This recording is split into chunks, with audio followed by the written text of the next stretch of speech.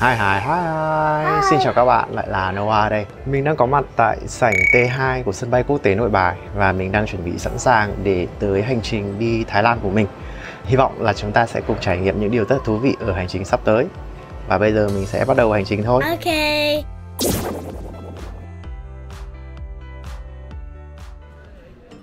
Hành trình của bọn mình tương đối là thuận lợi bởi vì bọn mình đi chuyến bay trễ tầm khoảng 8 rưỡi mới xuất phát, nên là mọi thủ tục đều làm rất là nhanh.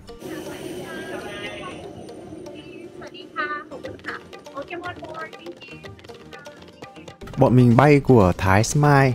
Nhìn chung thì dịch vụ cũng khá là ổn. Bây giờ máy bay đang cất cánh để rời khỏi Hà Nội. Khoảng cách từ Hà Nội đến Bangkok là khoảng hơn 1.300 km và bọn mình sẽ bay trong vòng 2 tiếng đồng hồ. Bọn mình được ăn nhẹ với 2 cái bánh như thế này. Thực ra là không hợp khẩu vị với mình lắm, nhưng mà bọn mình sẽ giữ lại để sáng mai ăn sáng. Rất là nhanh thôi, bọn mình đã tới với cả sân bay Suvarnabhumi của Thái Lan. Đã khoảng 6 năm rồi kể từ lần trước khi bọn mình bay thì bây giờ bọn mình mới có dịp quay trở lại cái sân bay này. Và phải nói là khi mà gần tới nơi thì cảm giác nó rất là hồi hộp. Lần trước thì là bọn mình đi theo tour cho nên là mọi thứ đều được đặt sẵn hết và không cần phải lo lắng gì cả. Còn lần này thì bọn mình muốn trải nghiệm một cách bình dị nhất với Bangkok. Thử xem là Bangkok sau khi mà từng đấy năm quay trở lại thì sẽ có cái gì khác biệt.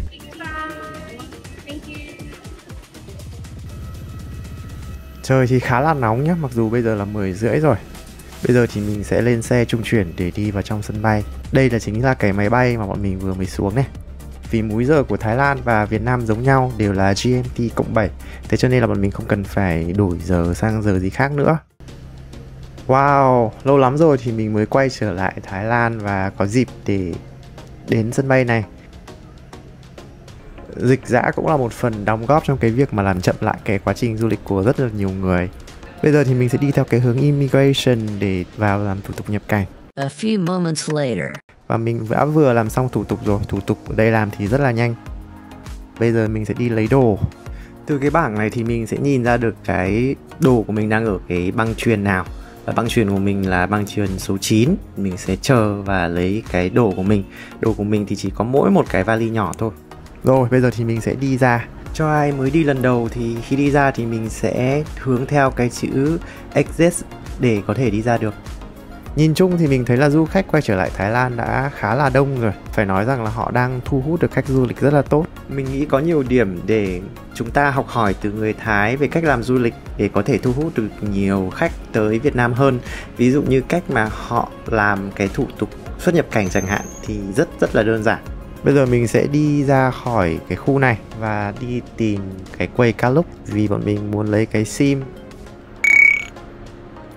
Sau khi mà đi một hồi thì bây giờ mình quyết định là mình sẽ đi tìm quầy thông tin. Cái quầy thông tin hỗ trợ của sân bay Suvarnabhumi thì rất là ổn. Có rất là nhiều ngôn ngữ nha, từ tiếng Nhật này, tiếng Hàn Quốc này, tiếng Trung Quốc này và rất nhiều ngôn ngữ khác nữa. Nhưng mà cuối cùng thì mình cũng sẽ chọn cái bạn đầu tiên. Excuse me, where is the Klook counter? Yeah, that side, please, orange one there. Yeah, thank you. Yeah, rất là nhiệt tình. Chưa nhìn thấy mình là bạn ấy đã cười rồi. Mình đi thẳng vào cái góc bên trong này thì đã thấy cái quầy Klook nó nằm ở đối diện với cái quầy thông tin ấy. Thì kia chính là cái quầy màu cam kia chính là quầy Klook. Excuse me, I would like to take a seat. Sau khi mà bạn quét cái coupon của mình á, thì bạn ấy sẽ đưa SIM cho mình. Mình mua cái SIM này là hơn 130.000 ở trên Klook và có 15GB 4G để dùng trong vòng 8 ngày. Thực ra chuyến đi của mình 9 ngày cơ, nhưng mà mình xác định là ngày cuối không cần bởi vì mình sẽ sử dụng wifi của khách sạn để đi về. Mình thấy là bạn thao tác khá là nhanh và bây giờ thì bạn ấy sẽ lắp luôn cái SIM cho mình. Nhìn chung thì khá là đơn giản. Yeah. Bây giờ thì bọn mình sẽ đi về khách sạn. Cái khách sạn của bọn mình thì chỉ cách đây có tầm khoảng 5-6 km thôi.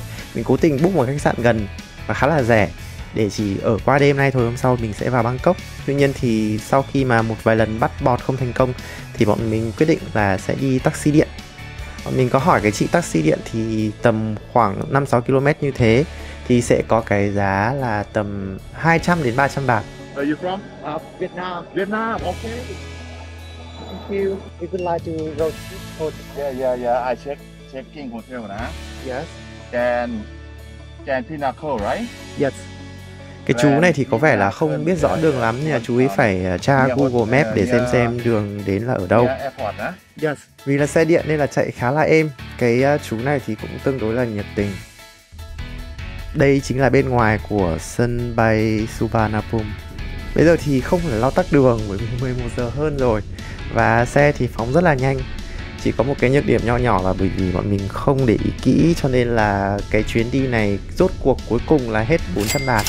Lý do là bởi vì người ta đã không bật đồng hồ lên. Dẫu sao thì đắt hơn một xíu thôi, nhưng mà trải nghiệm thì cũng không nên nỗi tồi, cho nên là bọn mình cũng ok thôi. So với cả mục tiêu tiết kiệm ban đầu thì hơi fail một xíu. Mục tiêu của cái chuyến đi này là làm sao mà có thể đi một cách đơn giản, bình dị nhất mà. Bây giờ thì mình cũng vẫn rất là háo hức để về khách sạn và sẵn sàng cho cái chuyến đi ngày mai. Mình đang ở dưới cái cầu vượt và ô tô đang đi trên đầu mình đấy các bạn. Cảm giác rất là lạ nha. Hôm nay là một cái ngày mà bọn mình quyết định là sẽ đi xe buýt từ đây vào trong trung tâm thành phố, chứ không đi taxi, không đi tàu điện hay không đi các phương tiện khác. Vì tự dưng thì trời đổ cơn mưa, thế cho nên bọn mình chui xuống dưới cái cầu này để tránh mưa. Ngoài cái việc là có mùi rất là đặc trưng ra thì đây cũng là một trải nghiệm khá là thú vị. Để đi vào cái khu trung tâm mà bọn mình đã book thì bọn mình sẽ cần phải đi hai cái xe buýt.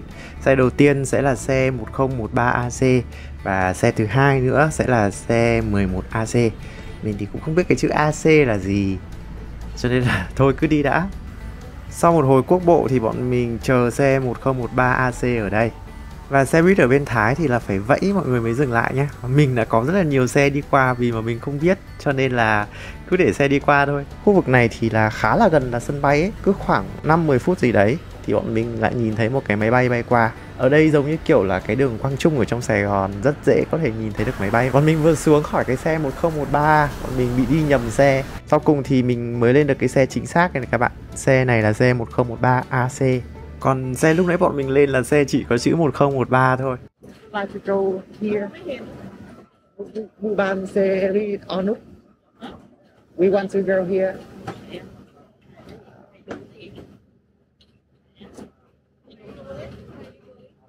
Buban Seri Onuk.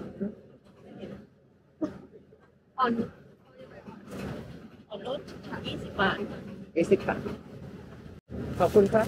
Cái chị bán vé này thì không biết tiếng Anh, nhưng mà may quá là cái bạn ngồi bên cạnh thì bạn ấy biết và bạn ấy chỉ cho là sẽ đi đâu. Khop khun krab. Thì cái chuyến xe này rất là rẻ, chỉ có 20 baht một người thôi.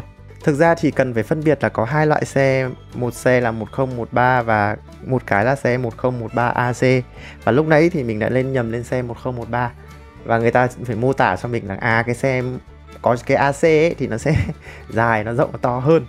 Sau khi xuống xe buýt thì bây giờ bọn mình cần phải đi một đoạn để tới cái bến xe buýt tiếp theo. Tranh thủ thì mình sẽ khám phá cái đường phố Bangkok một cách thông thường thì sẽ như thế nào. Vì vừa trải qua một cái cơn mưa khá là lớn cho nên là bây giờ tương đối là mát, dễ chịu và mình có thể đi bộ được dễ dàng. Nếu như ngày hôm nay mà nắng như thông thường ấy, thì chắc chắn là cái việc đi bộ nó sẽ rất là uể oải. Nhưng mà bởi vì trời mưa cho nên là mọi thứ nó dễ chịu hơn. Ở những cái góc này của Thái Lan thì cũng tương tự như các thành phố của Việt Nam mình thôi. Bọn mình chuẩn bị đến cái trạm xe buýt tiếp theo rồi. Ở cái ngã tư này thì rất là quen thuộc, nhìn rất là giống với cả là cái ngã tư Nguyễn Trãi Khuất Duy Tiến ý. Chỉ thiếu một cái hầm ngầm ở dưới nữa thôi là giống hệt. Nói đùa thôi nhưng mà phải nói là có cái sự tương tự giữa cơ sở hạ tầng của Việt Nam và Thái Lan. Có lẽ là Việt Nam mình cũng học khá là nhiều cái cách để xây dựng các cái cầu vượt cũng như là các cái phương tiện ở trên cao giống như của Thái Lan. Đây gọi là hoa mùa Hoàng Yến ở đây cũng khá là đẹp. Sau một thời gian ngồi chờ mòn mỏi và lên nhầm cả xe khác nữa thì bọn mình cũng đã lên được cái xe 11AC để đi vào trung tâm Bangkok. Vé của cái chặng này là 19 baht. Xe này thì có khá là nhiều du khách.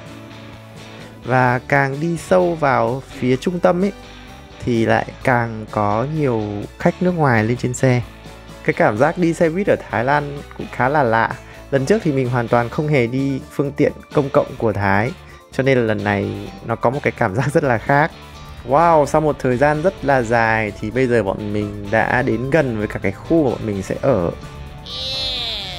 Đây chính là một cái ngã tư rất là phổ biến ở trung tâm của Bangkok. Nhìn chung thì để sang được đường ở bên Bangkok thì cũng không quá là khó. Bây giờ thì khi mà bắt đầu về đến đây thì trời lại bắt đầu nắng khoảng 1 giờ rưỡi rồi. May mắn là bởi vì cả sáng nay thì trời mưa, cho nên là bây giờ mặc dù nắng nhưng mà chưa đến mức khó chịu. Cũng không nghĩ là hôm nay phải đi một cái đoạn đi bộ xa như thế. Mình sẽ ở cái khách sạn này chăng? Yeah. Không phải đâu các bạn ạ, lần này là đi du lịch đơn giản và bình dân mà, cho nên khách sạn này vẫn đang còn sang quá. Đợt này thì bọn mình sẽ ở một cái phòng, nó là một cái phòng dùng chung, phòng vệ sinh, nhưng mà vẫn là phòng riêng và với chi phí rất là rẻ. Chỉ có khoảng hơn 600.000 cho 2 ngày. À, đây có một cái 7-Eleven này. Du lịch Thái Lan thì khá là tiện bởi vì là các bạn có thể thấy lại 7-Eleven thì ở khắp nơi và giá thì khá là ổn, không quá là đắt nếu như so sánh với cả là giá của Việt Nam. Gần như là mình sẽ không phải mang theo quá là nhiều đồ, bởi vì là những cái đồ thông thường thì mình có thể mua ở 7-Eleven, hoặc là nếu mà giặt quần áo thì các bạn cũng có thể là giặt ở đây. Đây chính là cái hostel mà bọn mình ở. Bây giờ thì bọn mình sẽ vứt đồ đạc ở đây và đi ăn trưa. Trời thì bắt đầu rất là nắng rồi. Mình search được một cái địa điểm ở gần đó để ăn, là một cái nhà hàng Thái. Cách đấy tầm khoảng 600-700 mét gì đó. Mình sẽ đi vào trong cái ngõ chợ này để tìm cái cửa hàng đấy.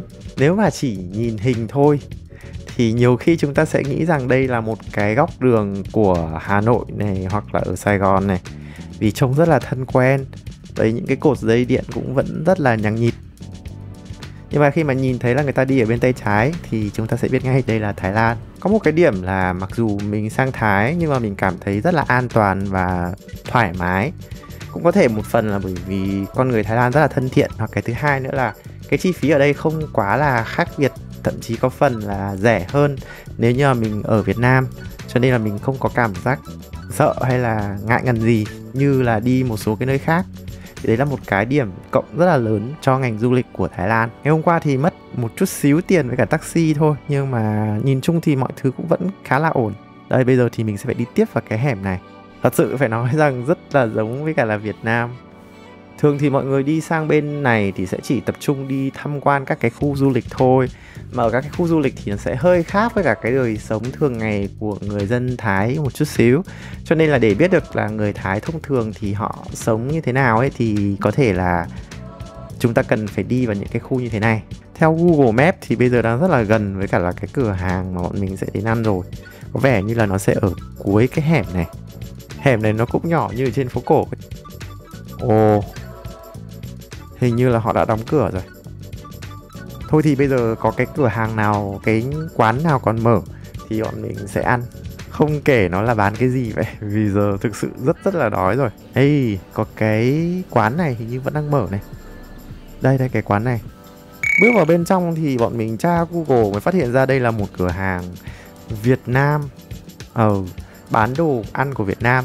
Nghe thì hơi kỳ, tức là sang Thái là đi ăn đồ Việt, nhưng mà bây giờ đói quá rồi nên là bất chấp. Đấy, nhưng mà đây là những cái món bọn mình gọi thì cũng không giống món của người Việt cho lắm. Cũng có thể là sẽ giống gì đấy ở trong miền Nam. Mặc dù là sợi mì nhưng mà nó có vẻ giống với cả là hủ tiếu. Bây giờ cứ có cái gì để ăn được là tốt rồi, vì thực sự siêu đói. Còn cái món này của mình chọn thì là mì xào. Tổng chi phí cho cái bữa trưa này thì chỉ mất tầm khoảng 160 baht bao gồm cả đồ uống thôi. Thì nói chung cũng khá là rẻ. Đây là cửa hàng của Việt Nam nhưng mà nó không Việt Nam cho lắm. Ra mọi người cũng không nói được tiếng Việt. Nhưng mà cái khu phố này ấy, thì thực sự phải nói là rất giống với cả là một cái khu tập thể gì đấy của Hà Nội. Bây giờ thì bọn mình sẽ đi về ngủ một giấc để sẵn sàng cho buổi chiều đi chơi tiếp.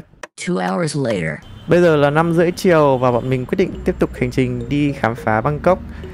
Bây giờ bọn mình sẽ đi bộ đến Big C. Từ cái khu này đến Big C chỉ tầm khoảng 3 km thôi. Và vì thế bọn mình sẽ đi bộ. Big C thì có khá là nhiều đồ để ăn này, để mua này, để ngắm này, nhiều thứ. Thì thôi cứ đến Big C trước, sau rồi là làm cái gì tiếp theo thì tiếp tục vậy. Mặc dù là bây giờ là 5:30 gần 6 giờ rồi, nhưng mà trời vẫn rất là nóng. Ở đây là khu mặt đường rồi nên là cũng khá là hiện đại. Nếu như mà so sánh về giá cả về thuê phòng khách sạn thì mình thấy là giá phòng của Thái Lan thì cũng tương đương với giá phòng của Việt Nam thôi, không quá là đắt. Nếu bạn muốn ở những cái khách sạn, những cái lựa chọn khác nhau thì đều có các cái phòng tương ứng. Phương tiện ở Thái Lan thì mọi người đi ô tô nhiều hơn, và mật độ ở đây thì khá là đông và rất dễ là tắc đường. Giờ này cũng là giờ mà chuẩn bị kẹt xe rồi. Nhìn chung thì sang đường ở đây không quá là khó. Cái mà mình cần chú tâm chính là khi mà rẽ trái hay rẽ phải thì các phương tiện của họ sẽ để ý kỹ hơn. Còn nếu mà đúng đường của họ, tức là đi thẳng ấy, thì họ sẽ phóng rất là nhanh. Đây có khá là nhiều quán cà phê rất là xinh. Và họ cũng có các cái xe bán hàng rong như thế này, trông rất là thú vị. Đây và cả đây nữa, rất là nhiều những cái xe bán các cái đồ ăn vặt ở trên đường như thế này. Đấy, cũng có cả sầu riêng này. Mình rất là thích những cái cửa hàng bán cái nước trái cây như thế này nhá.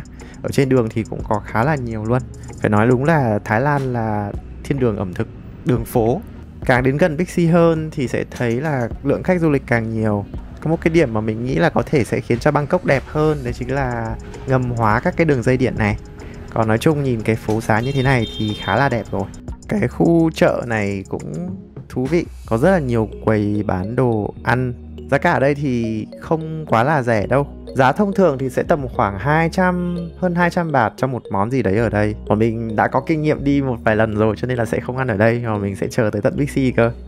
Nói chung thì so với các cái khu khác của Thái thì khu này chắc chắn là đồ ăn sẽ hơi đắt hơn một xíu. Vì thế cho nên là bọn mình cũng sẽ chỉ ngắm thôi mà không ăn gì ở đây. Nhưng mà đi qua cái khu này để thấy rằng là ẩm thực của Thái Lan cũng khá là phong phú. Và những cái bạn nào mà thích ăn vặt thì chắc là sang bên Thái thì sẽ là đúng vào cái thiên đường rồi. Đây chính là một cái kênh và họ sẽ có cả thuyền như thế này. Không hiểu sao mình lại có cảm giác nó rất giống sông Tô Lịch của mình ấy. Ngày xưa thì người Bangkok cổ họ sẽ giao thương, buôn bán, mua sắm ở trên các cái kênh. Đây cũng là một cái nét đặc trưng riêng của những cái sông nước như Thái Lan. Từ đây chúng ta đã có thể nhìn thấy được tới Big C rồi. Ở Thái Lan thì có rất là nhiều Big C nhá, nhưng mà cái Big C ở đây á, Big C mà đối diện với cả là Central World ấy, là cái Big C mà được nhiều khách du lịch đến nhất. Và lần trước thì bọn mình đã mua rất nhiều đồ ở Big C rồi.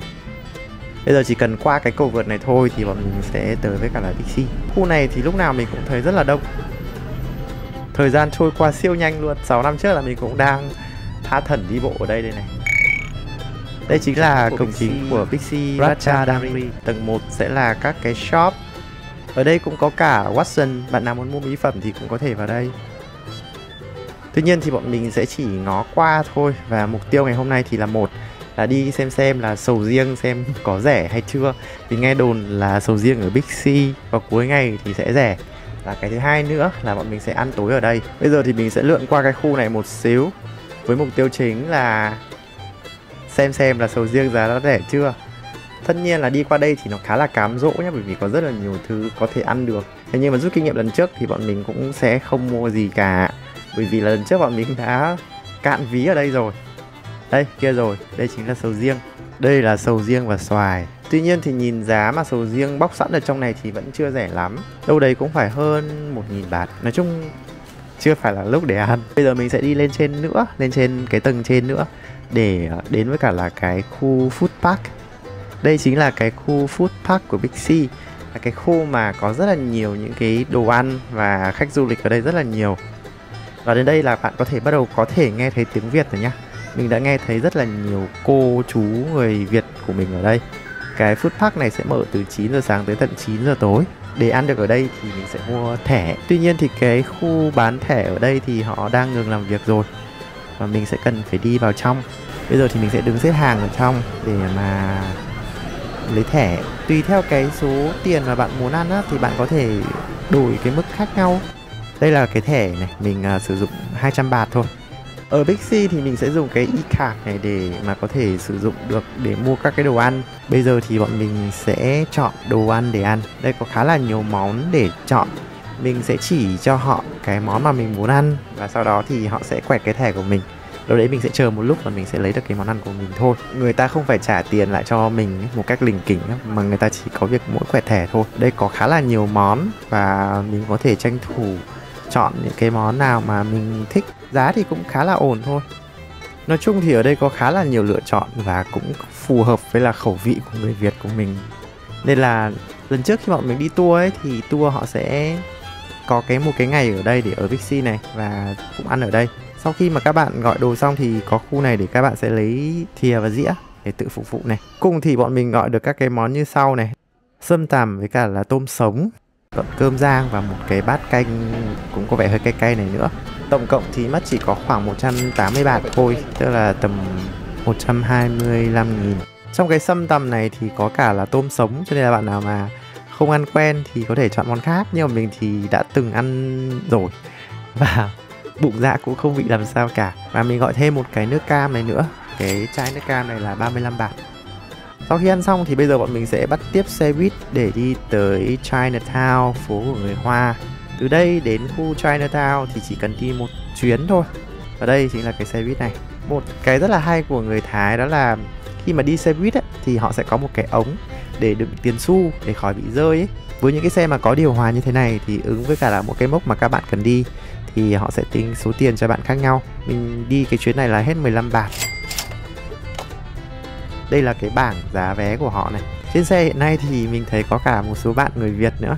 Mình đi quá cái bến của Chinatown một xíu cho nó đỡ đông, bởi vì ở đấy thì quá là đông luôn. Nên là mình xuống sau một bến. Và bây giờ thì mình sẽ bắt đầu đi bộ ngược lại cái khu Chinatown cho nó bớt đông. Chinatown của Thái Lan là một trong những cái Chinatown lớn nhất của châu Á. Rất là lâu đời và rất là đông. Đến đây thôi thì là mình đã cảm nhận được cái sự đông đúc của khu phố người Hoa rồi.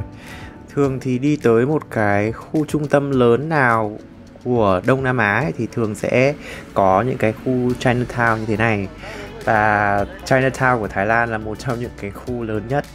Thật sự thì khi mà mình đi nhiều nơi thì mình thấy là đồ ăn của Chinatown thì thường là khá là hợp với khẩu vị của người Việt. Cho nên là các bạn có thể lựa chọn cực kỳ nhiều món để ăn vặt. Ở đây có cả hồ lô đường này, cho tới cả là các cái món côn trùng như thế này. Bạn nào mà thích ăn bò cạp đồ các kiểu á, thì đây là lựa chọn của các bạn. Và có cực kỳ nhiều các cái loại hoa quả luôn, tha hồ để lựa chọn. Đây cũng có sầu riêng, nhưng mà giá sầu riêng ở đây thì cũng chưa phải là ở cái mức mà mình cảm thấy là nó rất rẻ để mình ăn. Cho nên là mình sẽ tạm thời bỏ qua. Phải nói là ẩm thực của người Hoa thì có quá là nhiều đồ để có thể ăn được luôn ý. Lần trước khi mà mình đến Chinatown ở Singapore thì mình cũng ăn rất là nhiều món ở bên đó. Và bởi vì cái chuyến đi này là cái chuyến đi mang tính hồi tưởng nên là bọn mình sẽ không ăn quá là nhiều đồ ở đây. Lần trước thì khi bọn mình đi tour thì bọn mình đã ăn hải sản ở cái khu phố này rồi. Và đồ phải nói là cực kỳ ngon. Cái sốt của họ làm thì rất là cay nhưng mà rất là ngon. Nhưng mà lần này thì bọn mình sẽ không ăn nữa và chỉ đi để ngắm thôi. Tất cả các cái Chinatown mà mình đi thì đều rất là đông. Không biết là do là người Hoa tập trung mật độ đông hay không, nhưng mà lúc nào thì cái Chinatown nó cũng rất là đông như thế này. Mình phải nói thật là mình không hợp với cả là những cái chỗ đông người cho lắm. Cho nên là mình đi đến đây là mình bắt đầu cảm thấy hơi khó thở rồi. Người Hoa ở đâu thì họ cũng sẽ có cái xu hướng là tụ hợp lại để mà hỗ trợ nhau. Ngoài Chinatown ra thì còn có rất là nhiều các cái khu chợ khác của Thái nữa. Lần sau mình quay lại thì mình sẽ đi các cái chợ đấy sau vậy. Khu sầu riêng ở đây thì không quá là rẻ. Họ có rất là nhiều món luôn, và mình nghĩ là nếu mà để thưởng thức các cái ẩm thực ở đây thì cũng phải dành khá thời gian để thử ăn nhiều món. Nên là bạn nào mà đi các khu chợ của Thái thì hãy sẵn sàng cho mình có một cái dạ dày thật rộng. Đây chính là một cái cửa hàng cực kỳ đông mà mọi người phải xếp hàng thì mới có chỗ để vào ăn nữa. Đây là một cái 7-Eleven khác nữa này. Khu Chinatown này cũng là một cái khu rất là đẹp để các bạn có thể chụp ảnh check-in. Nếu như mà các bạn né được cái dòng người ở phía dưới này thì ở phía trên rất là nhiều bảng hiệu rất là đẹp. Bây giờ thì bọn mình sẽ đi về vì cũng khá là trễ rồi, gần 10 giờ rồi. Và bọn mình sẽ bắt cái chuyến xe buýt để đi về. Lúc đi chuyến xe nào thì bây giờ đi về cũng sẽ bằng xe đấy. Nhưng mà hơi ngược đường một xíu, cho nên bọn mình sẽ phải đi vòng vòng. Trên đường đi thì cũng đi qua một cái hẻm nho nhỏ như thế này này. Trông siêu giống với cả là một cái khu ở quận 5 ở Sài Gòn luôn. Và bây giờ thì bọn mình đã buồn ngủ lắm rồi, sẽ chuẩn bị một cái tinh thần thật tốt để ngày mai bọn mình sẽ tiếp tục du lịch ở Thái Lan. Ngày mai thì bọn mình sẽ đi Ayutthaya, nên các bạn hãy đón xem ở Ayutthaya có gì vui nhé. Xin chào và hẹn gặp lại các bạn ở video tiếp theo. Bye. Bây giờ bọn mình đang đến với chùa Wat Chai Wattanaram. Nếu các bạn nào xem phim Ngược Dòng Thời Gian Để Yêu Anh thì đây chính là cái nơi mà Karaket xuất hiện. Đây là cái cổng phụ. Bây giờ bọn mình sẽ tìm đường đi ra cái cổng chính.